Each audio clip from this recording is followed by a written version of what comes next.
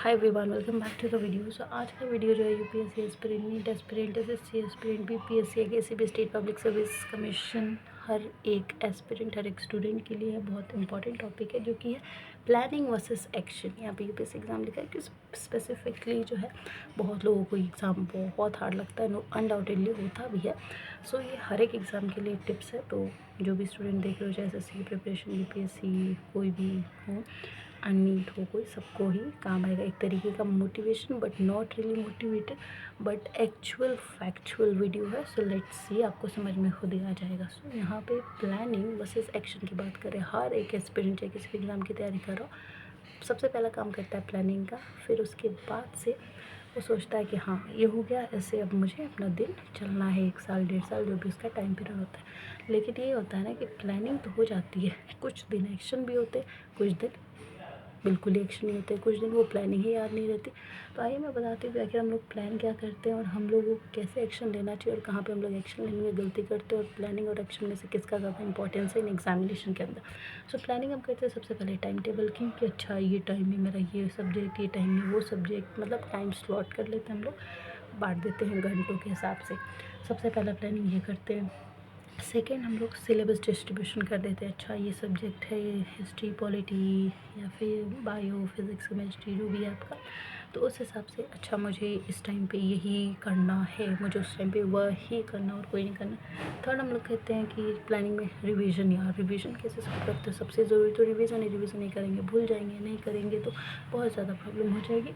Fourth जो planning होती है हमारी, होती है शॉर्ट नोट की। पहले फटाफट से स्टैंडर्ड बुक पढ़ लेते हैं, फटाफट से नोट्स पढ़ ले, सॉरी जो करंट अफेयर है ये पढ़ लेते हैं, फटाफट से ये सारी चीज़ें पढ़ लेते हैं, फिर शॉर्ट नोट पढ़ लेते हैं, ताकि बहुत आसानी से और बहुत कम टाइम में हम लोग को बस रिवाइज़ करना होगा।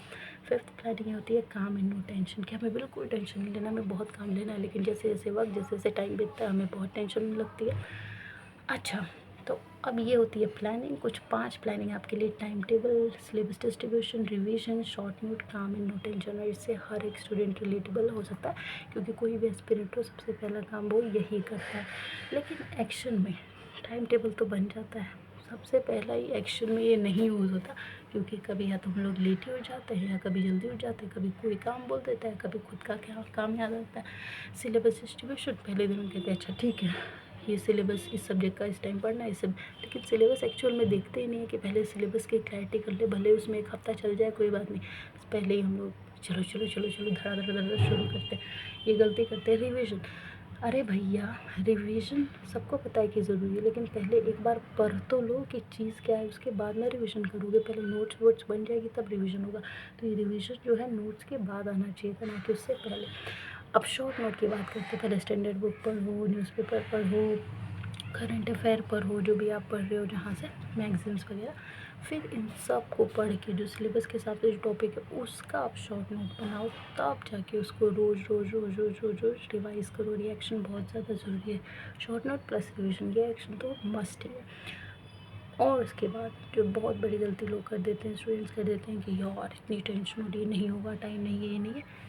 आपने टाइम टेबल बनाया था, चलो हो सकता है कि कुछ दिन शायद आपने नहीं किया होगा, लेकिन अभी भी कुछ दिन बचा होगा, क्योंकि बीच बीच में हम लोग चेक तो करते होंगे ना, अच्छा इतने महीने बचे हैं, इतना टाइम बचा है, तो वहाँ से ही फोकस हो जाओ। टेंशन लोगे तो और वक्त ख़राब होगा और कुछ नहीं होगा, और वही अगर एक्शन करोगे तो वक्त भी बचेगा और आप भी मेंटली स्ट्रॉन्ग रहोगे। याद रखना कि जो प्लानिंग और एक्शन होता है ये लोग पैरेलल होते हैं, यानी कि एक साथ चलते हैं। प्लानिंग के बिना एक्शन नहीं चल सकता, और एक्शन के बिना प्लानिंग हो ही नहीं सकती। सो डू इन एक्शन, इन सब चीज़ों को एक्शन में काबू रखो, तैयार रखो, और अपने आप ही सब कुछ हो जाएगा, बिना कि ऐसे चुटकियों में आपको समझ में भी नहीं आएगा कि कैसे हो गया। यही दिक्कत होती है कि हम लोग प्लानिंग बहुत कर लेते हैं, लेकिन एक्शन करने के वक्त बहुत सारे लोग जो है गलतियाँ कर देते हैं। तो एक्शन सही होगा तो अपने आप रिजल्ट होगा, और एक्शन में इधर उधर हुआ तो अपने आप ही गड़बड़ हो जाएगा। सो अब टेंशन से फ्री रहना, काम रहना, यानी कि शांत रहना, और एक्शन बहुत ज़्यादा करना। And like and subscribe for more.